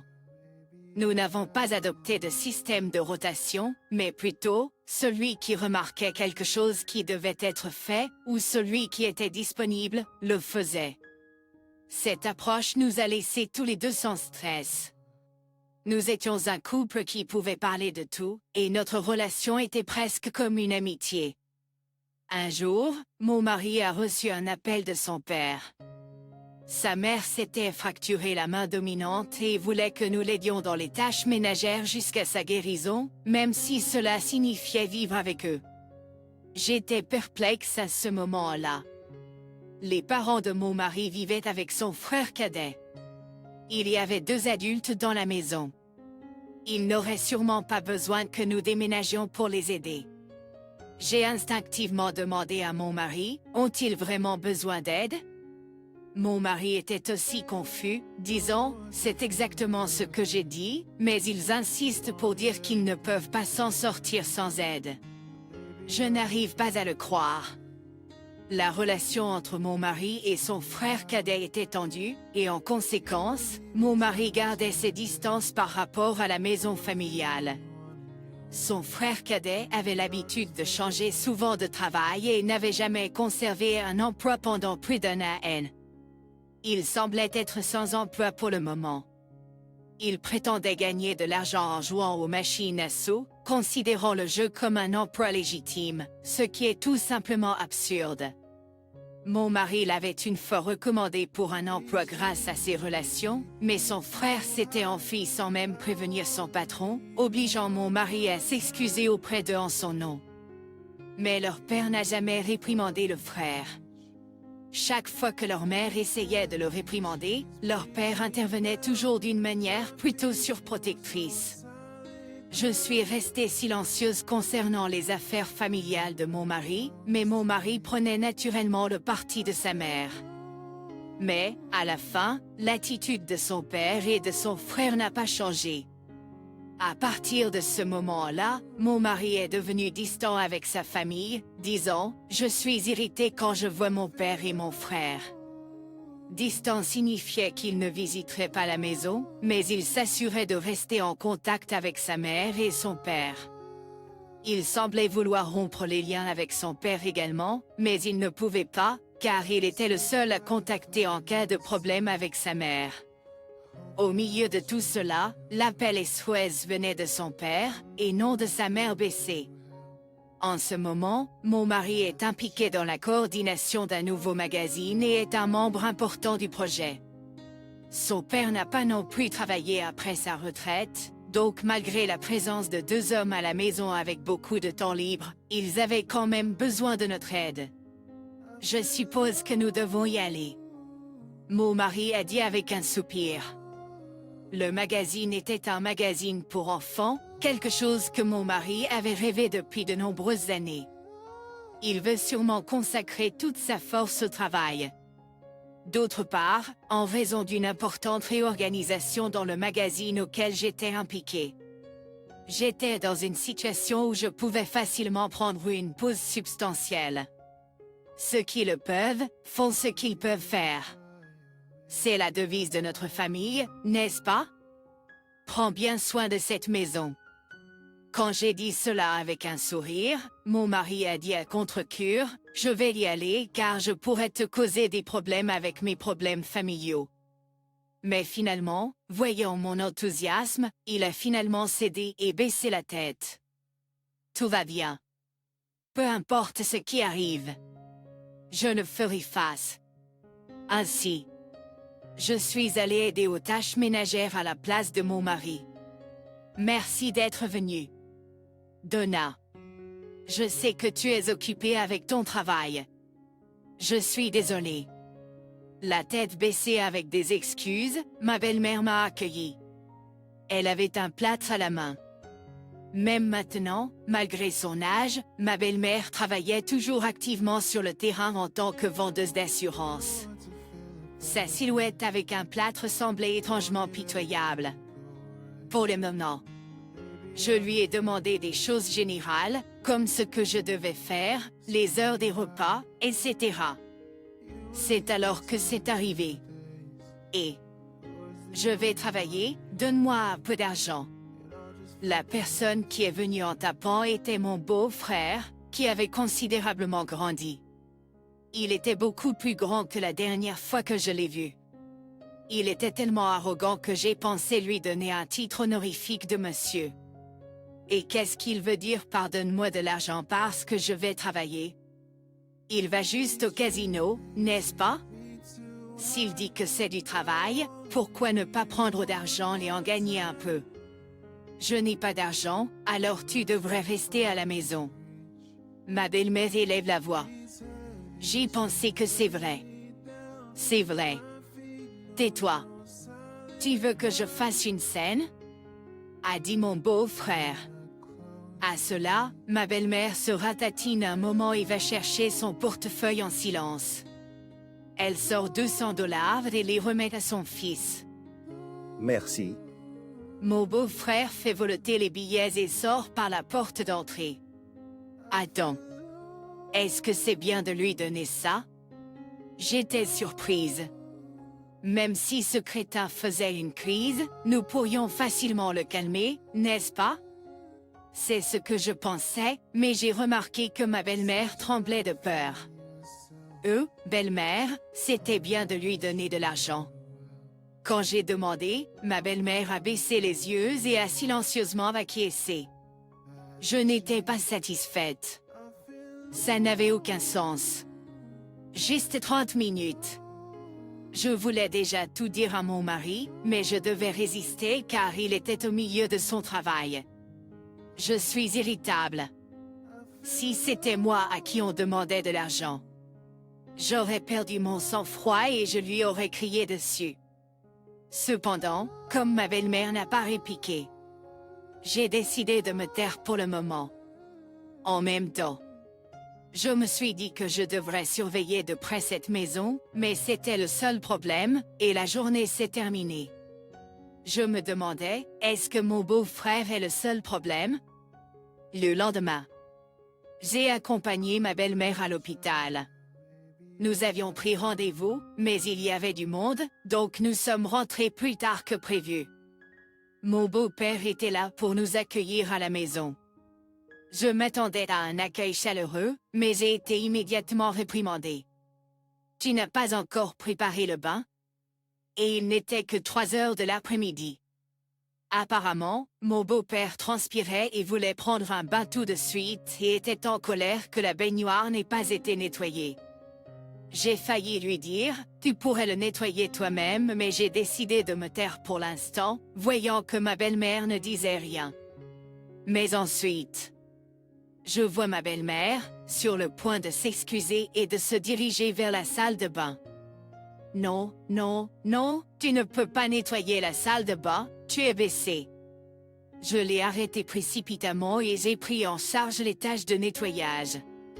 Quand le nettoyage a été terminé, je suis allée voir ma belle-mère. Je pensais qu'elle se reposerait après la visite à l'hôpital, mais au lieu de cela, elle commençait déjà à préparer le dîner.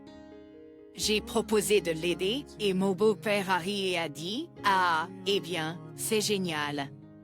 Cela va accélérer les choses. » Il m'a énervé et je l'ai regardé par inadvertance.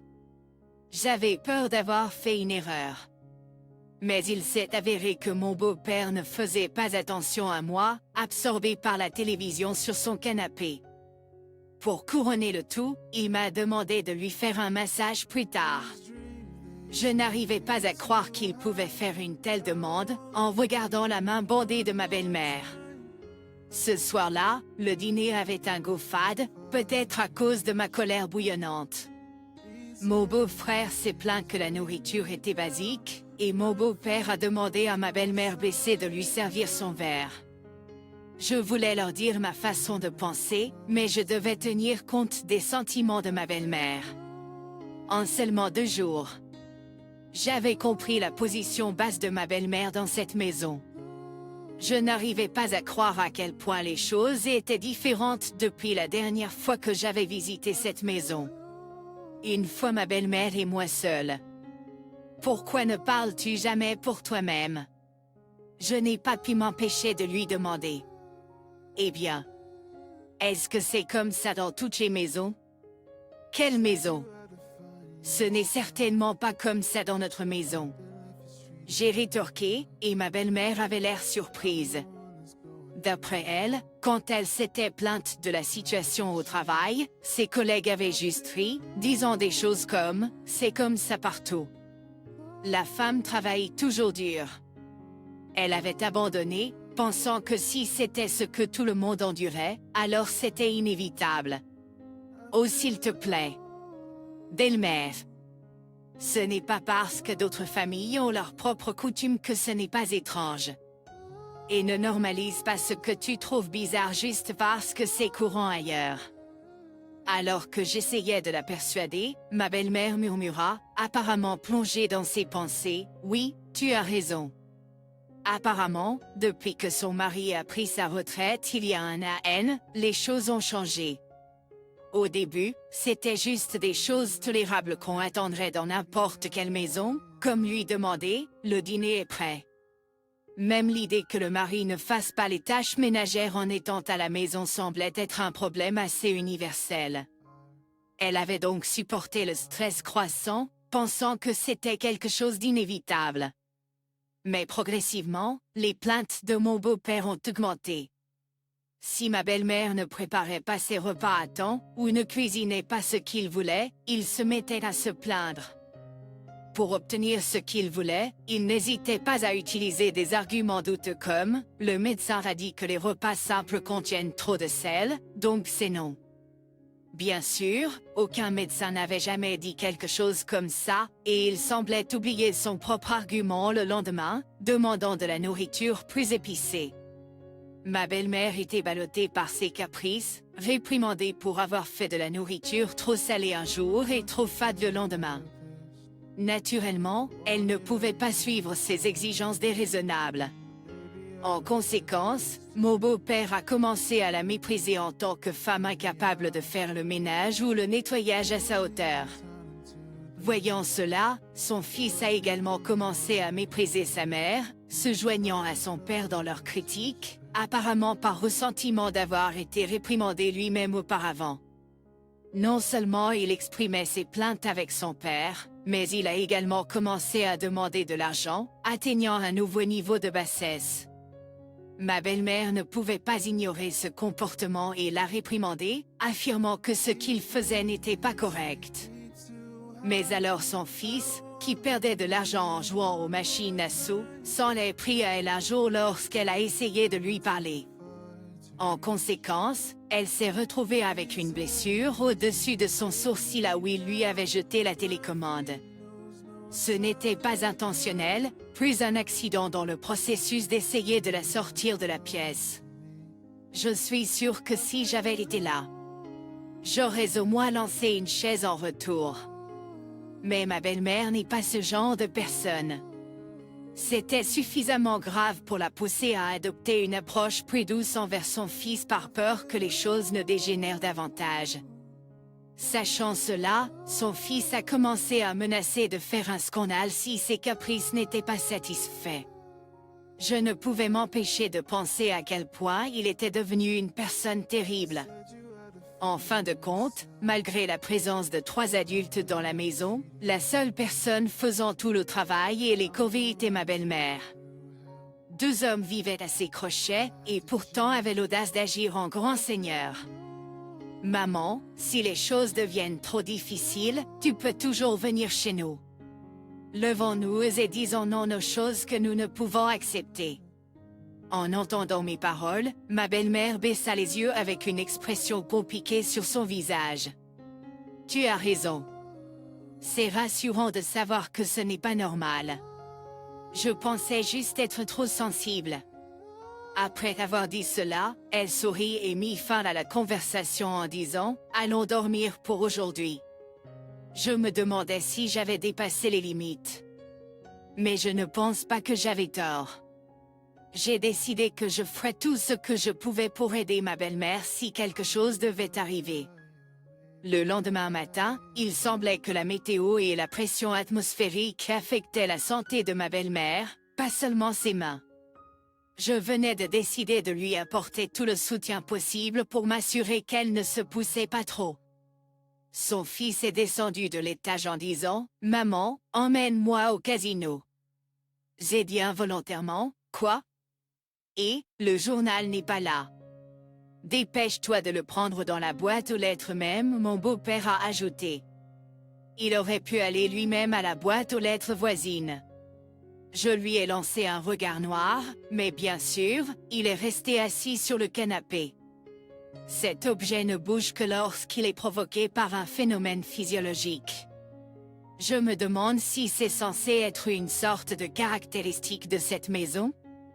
Ma belle-mère est restée silencieuse pendant que je tremblais de colère. D'habitude, elle commencerait son travail après avoir prononcé oui ou un autre mot d'affirmation. Est-ce que son silence et son manque de mouvement signifient que la persuasion d'hier a fonctionné? Alors que j'observais anxieusement, mon beau-père a dit avec impatience « Tu as fini ?» Même mon beau-frère a commencé à dire des choses comme « Nous attendons et sommes prêts ». Pourquoi le silence est-il interprété comme un accord dans cette maison? Mon Dieu! Je ne supporte pas ça. Juste au moment où j'atteignais la fin de ma patience et m'apprêtais à m'en prendre à ces hommes inutiles. Je ne le ferai absolument pas. C'est ma belle-mère qui a crié. Mon beau-père et mon beau-frère étaient surpris, car c'était le cri le plus fort qu'elle ait jamais poussé. Fais ce que tu veux. Je n'aime plus tes demandes. Bien dit. J'ai ressenti l'envie de danser de joie. Bravo, belle-mère. C'est incroyable. Alors que je l'encourageais secrètement, mon beau-père a poussé un grand soupir. Ah. Tout le blabla et aucun travail. C'est bon. Allez-y et partez. Allez. Partez. Ce n'est que dans des moments comme ceci qu'il me regarde depuis son canapé avec un sourire. C'est vrai. Maman. Tu devrais partir. Mon beau-frère riait aussi. Retour? D'accord. Juste au moment où j'allais crier, c'est ma belle-mère qui a calmement accepté de partir. Eh bien alors. Je vais partir. Partons ensemble. Donna. J'ai ressenti un soulagement soudain dans mon humeur. Belle-mère, tu as pris une décision. J'ai répondu avec un sourire incontrôlable, oui, et j'ai immédiatement appelé un taxi pour quitter la maison avec ma belle-mère. Je dois la ramener chez elle avant qu'elle ne change d'avis. Une fois rentrée chez nous et qu'elle se soit reposée. J'ai appelé mon mari pour lui raconter tout ce qui s'était passé. En fait, je ne lui avais pas encore raconté les événements des 2 derniers jours. J'étais tellement prête à partir au moindre signe de problème que j'avais oublié de le consulter pour obtenir du soutien. Mon mari a fini son travail très tôt ce jour-là après que j'ai expliqué la situation. Oh là là, mon mari n'est-il pas juste trop compétent? Et puis, nous avons réfléchi à 3 à ce que nous allions faire ensuite. Ma belle-mère éveillée était impitoyable. Rendons leur vie misérable, a-t-elle déclaré avec un sourire. Elle est habituellement si douce, mais elle est une agent d'assurance talentueuse après tout. C'est juste comme ça. C'est ainsi qu'elle s'est persuadée depuis si longtemps de supporter leurs bêtises. Je compatis vraiment pour elle. Mais si elle a pu tolérer de telles choses pendant toute une année, elle doit vraiment avoir de la volonté. Je ne reviendrai pas tant qu'ils ne viendront pas mendier, a déclaré bruyamment ma belle-mère. Le lendemain, ma belle-mère a annulé leurs 2 forfaits de téléphone portable et vidé le compte bancaire où les factures d'électricité étaient prélevées automatiquement. Nous pensions qu'ils pourraient se rendre compte que quelque chose n'allait pas dès que leur téléphone cesserait de fonctionner et venir mendier, mais ma belle-mère et mon mari étaient en désaccord. Après tout, ni mon beau-père ni mon beau-frère n'avaient jamais payé une facture eux-mêmes, donc ils ne comprenaient pas comment le système fonctionnait. Pour aggraver les choses, aucun d'eux ne travaillait, donc ce n'était pas comme s'ils attendaient des appels de qui que ce soit. C'était encore l'époque des téléphones à clapet, et ces deux-là n'utilisaient pas beaucoup Internet, donc ils touchaient rarement à leur téléphone. Ils ne remarqueront probablement même pas et penseront simplement qu'ils ont mauvais réseau, ont ri mon mari et ma belle-mère. Quant aux factures, ma belle-mère a ri en disant « Ils ne savent même pas que les factures sont prélevées automatiquement, donc elles vont certainement finir par accumuler leurs factures. » Qui aurait cru que ces monstres ne pouvaient pas gérer les tâches ménagères de base, sans parler de la vie? À noter, malheureusement, il semble qu'il reste un peu d'argent à la maison pour les dépenses courantes. Apparemment, cela suffit pour durer environ 3 mois pour la nourriture, en supposant que mon beau-frère ne le dépense pas tout aux machines à sous. 1 mois et demi s'est écoulé depuis lors. Frérot, s'il te plaît. Tu as maman là-bas, n'est-ce pas? Dis-lui de payer les factures. On ne peut pas survivre à l'été sans climatisation. Cet appel pitoyable, à moitié sanglotant, venait de mon beau-frère à mon mari. Il a dû sortir et trouver une cabine téléphonique parce que son service cellulaire avait été coupé. C'était l'été. Le temps n'était pas aussi torride qu'aujourd'hui, mais il était clair que leur électricité avait été coupée. Normalement, ils auraient dû se rendre compte que quelque chose n'allait pas lorsqu'ils recevaient des factures impayées, mais comme ma belle-mère l'avait prédit, ils ne s'en étaient pas rendus compte. Ils se sont réveillés le matin à cause de la chaleur et ont découvert qu'aucune lumière ne fonctionnait. Lorsqu'ils ont contacté frénétiquement la compagnie d'électricité, on leur a dit qu'ils n'avaient pas payé leurs factures. Au fait, mon mari a reçu cet appel et a raccroché juste après avoir entendu ce que mon beau-frère avait à dire. Mon mari peut être assez impitoyable. C'est l'une des choses que j'aime chez lui. Ils ont également essayé d'appeler chez nous, mais nous avons vu le numéro et n'avons pas répondu. C'était sur ordre de ma belle-mère. Il y a encore 15 jours.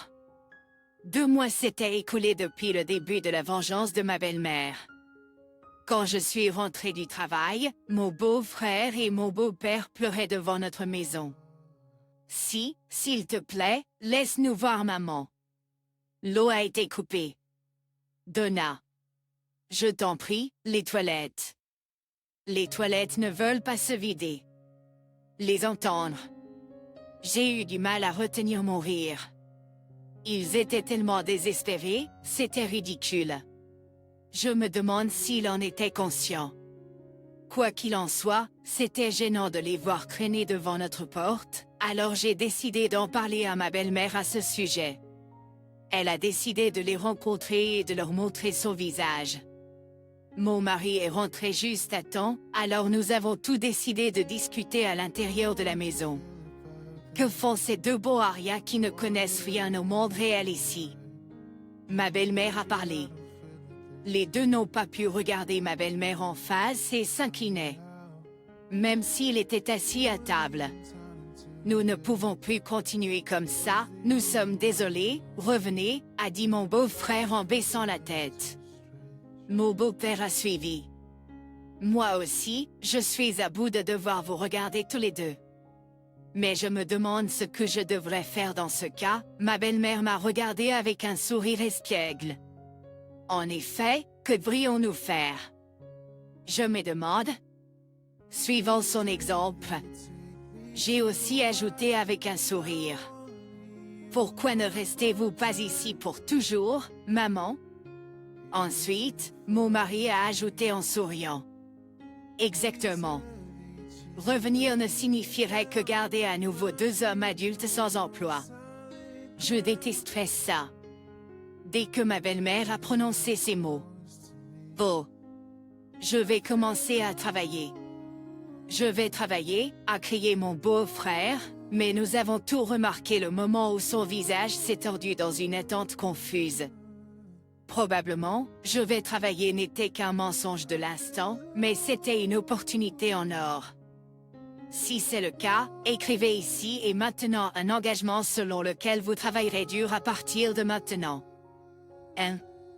Mon mari a rapidement préparé du papier et un stylo, les remettant à mon beau-frère qui était complètement emporté par notre rythme. Ici, juste ici. Écrivez que désormais vous vivrez à Tartadieu. Ici, écrivez ici.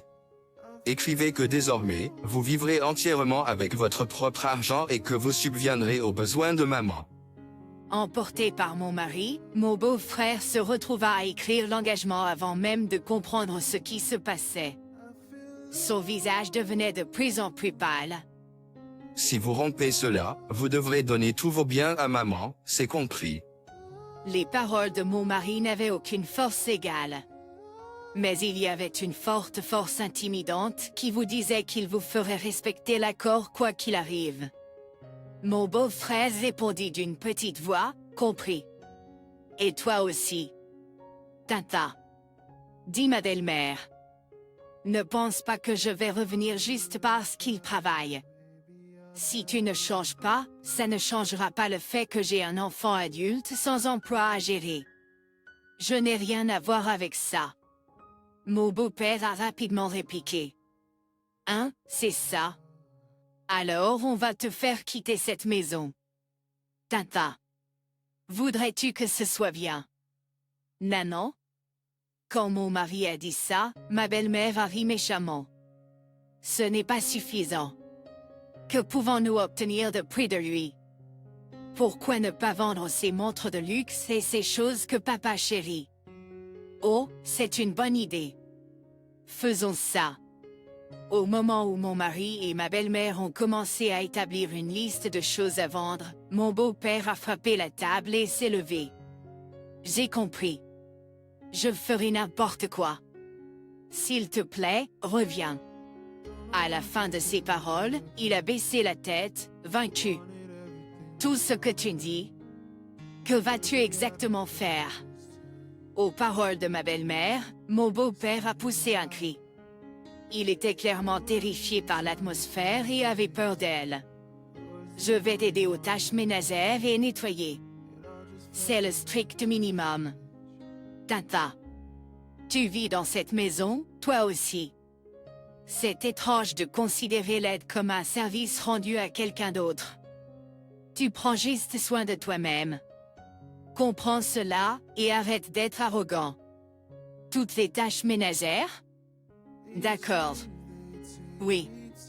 Eh bien, il est au chômage. Même avec toutes les tâches ménagères, ce n'est pas du tout suffisant. Mon mari a ajouté, ses yeux rougissants. Je ferai tout ce que je peux. Je crois qu'il ressentait à la fois la honte et la frustration, des sentiments probablement découlant du fait d'avoir été réprimandé par son propre fils. Et ainsi, le drame s'est terminé avec ma belle-mère acceptant de rentrer à la maison à condition que toutes ses exigences soient satisfaites. Avance rapide de 10 ans. Mon beau-frère a fait face à de nombreux refus d'emploi, mais il a réussi à décrocher un emploi à temps partiel dans un dîner, dont il parlait quand il était enfant. Il était entouré de collègues plus jeunes et a traversé des moments difficiles, épuisé par la charge de travail. Cependant, réalisant qu'aucun autre lieu de travail ne voudrait l'embaucher en raison de sa longue période de chômage, il a continué à travailler avec une détermination renouvelée. Son travail acharné a porté ses fruits et 5 ans plus tard, il a été embauché en tant qu'employé à temps plein.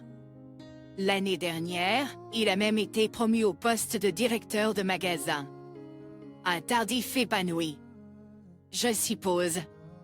Ma belle-mère, réalisant qu'elle ne pouvait plus gérer le travail physiquement exigeant d'une vendeuse d'assurance, est maintenant devenue une femme au foyer à temps plein. Conformément à l'accord de l'époque, mon beau-père fait tout le travail ménager. Il y a trouvé de la joie.